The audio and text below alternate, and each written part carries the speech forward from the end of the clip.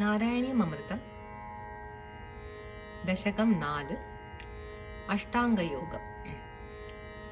முக்தி பெரும் நிலை கண்டேன், நிந்தன்னருள் கேட்டேன்.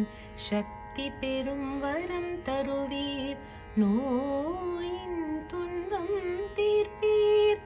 இயமம் நியமம் ஆசனம் பிராணாயாமம் பிரத்யாகாரம் தாரணை தியானம் சேர்ந்து சமாதி அடைவதே அஷ்டாங்க யோகம். யோகியாக மாறி சேர்வதே ஸ்ரம முக்தி. இன்றில் சத்திய முக்தி. முக்தி பெற்ற சாதகன் கடக்க வேண்டிய படிகள் பற்பல.